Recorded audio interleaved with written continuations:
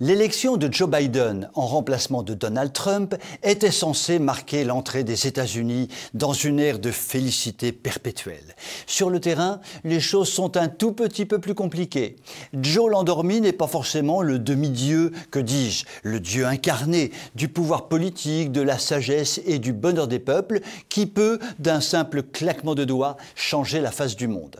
D'abord, rattrapé par la dure réalité des faits, il est un peu obligé, une fois confronté au dossier, de mettre de côté ses grands discours généreux et de faire ce que faisait son prédécesseur, préserver les intérêts des États-Unis, protéger ses frontières, juguler les vagues d'immigrés qui se pressent pour entrer dans son paradis démocrate.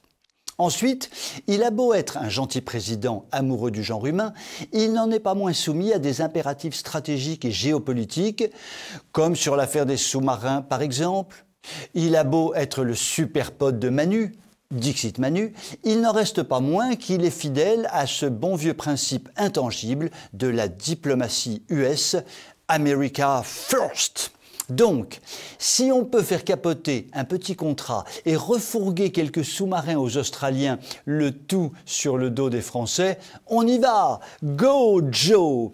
Et quand il essaye d'être fidèle à sa réputation d'icône de la paix et des relations internationales, ça peut prendre des formes curieuses, comme lorsqu'il abandonne sans crier gare l'Afghanistan, pour finir par laisser la place aux talibans. Bref, soyons francs, la politique de l'oncle Joe a de quoi désarçonné. Mais nous n'avons encore rien vu. En ce mois d'octobre, le vilain Biden va se retrouver confronté au traditionnel cauchemar de la politique américaine, le dépassement du plafond d'endettement autorisé du pays. Les démocrates s'apprêtent à voter un texte augmentant la capacité d'endettement des États-Unis.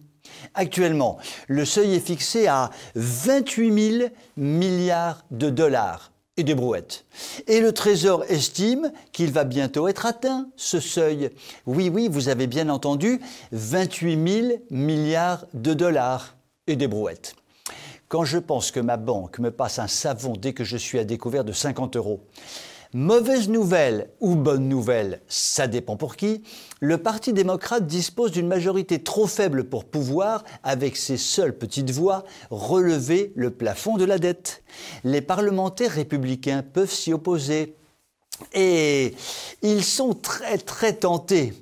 Il va sans dire qu'un défaut de paiement américain aurait des conséquences incalculables en cascade, en rafale et en mirage pour le pays et pour le monde entier soumis au dollar. Jusque-là, les demandes de relèvement de plafond ont toujours abouti. Mais les républicains ont été si bafoués et méprisés qu'ils tiennent peut-être là leur revanche en plombant définitivement le vieillard démocrate qui, soit dit en passant, se révèle de plus en plus gâteux et accumule tellement de bourdes en public que les techniciens coupent régulièrement son micro. Décidément, le flamboyant Donald avait une autre allure. Je vous souhaite une très bonne soirée.